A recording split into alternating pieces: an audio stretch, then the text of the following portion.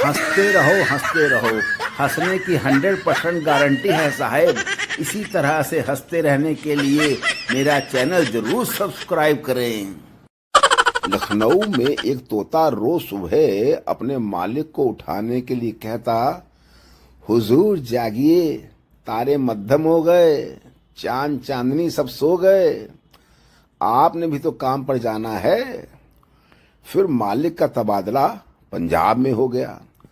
एक हफ्ते के अंदर तोते ने पंजाबी सीख ली। फिर तोते ने कहना शुरू कर दिया, उठोए कंजरा, सूरज सर ते चढ़ाया है ते हल्ले ते कर मंजे ते पे आए, अज काम ते तेरा प्यो जाऊगा।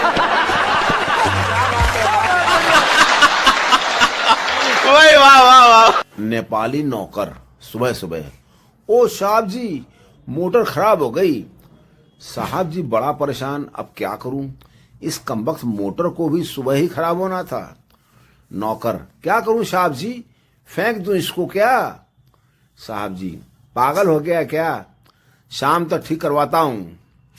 नौकर, ठीक है साहब जी, तो फिर आज आलू में मोटर के बदले गोभी डाल देता हूं। साहब जी, दे चप्पल दे चप्पल। No no no no. कल एक भाभी जी ने स्माइल दी। मैंने 50 के नोट पे अपना फोन नंबर लिख के उनको दे दिया। उन्होंने आगे जाके उनके गोलगप्पे खा लिए।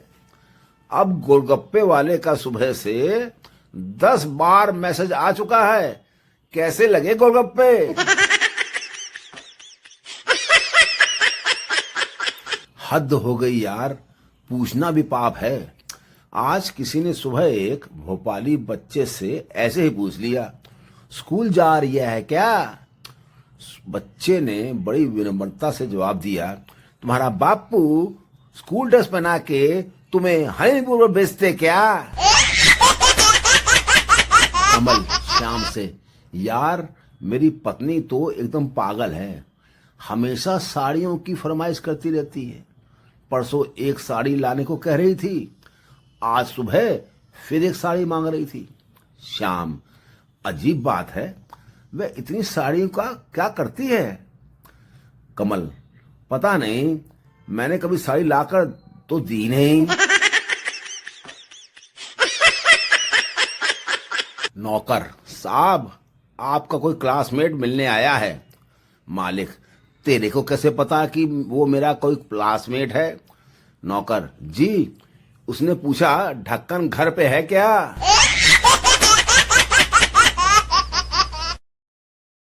चंटू, तेरा इतिहास का पेपर कैसा हुआ? पप्पू, बहुत बुरा, सालों ने मेरे जन्म से भी पहले के प्रश्न पूछ रखे थे।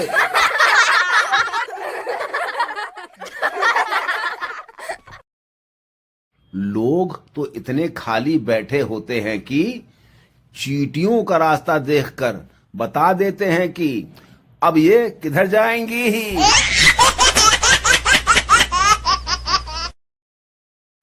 अर्ज किया है, जो धूप में भी न सूखे उसे पसीना कहते हैं, और जो आधार कार्ड में भी सुंदर दिखे उसे हसीना कहते हैं।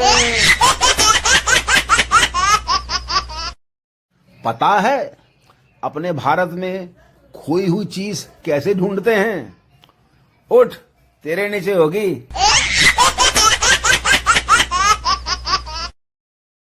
गालिब से एक मित्र ने पूछा, परिवर्तन की परिभाषा क्या है?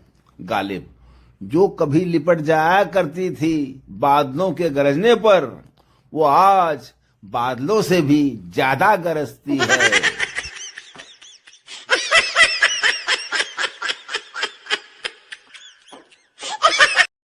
हिंदी भी सरल नहीं है आजकल के बच्चों के लिए।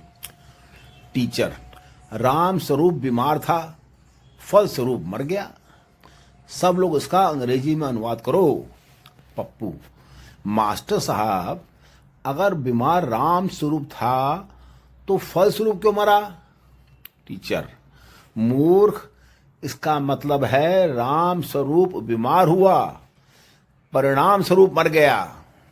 पप्पू, ले, अब तीसरा मर गया। साला जो बीमार है वो क्यों नहीं मर रहा है? वाह वाह वाह। एक दामाद अपने ससुराल लखनऊ गया। सास ने पूछा, बैंगन शरीफ पका लूं या भिंडी मुबारक या पालक पाक खाना पसंद करेंगे? दामाद बोला, मैं बेरोजगार बेआबरू बंदा हूं, इन मुकद्दस और अजीम सब्जियों के नाम भी लेने के काबिल कहां। आप ऐसा करें, कोई बगारत आवारा सा मुर्गा पका लें।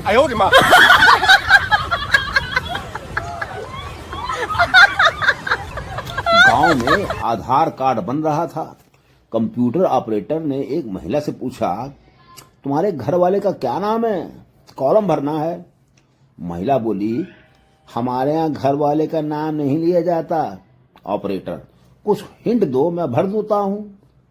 महिला बोली, 3 गंजी प्लस 3 गंजी। तभी बगल में खड़ा एक बालक बोला, इनका कहने का मतलब है छगन जी। बूढ़े आदमियों का ग्रुप तीर्थ यात्रा पर चला।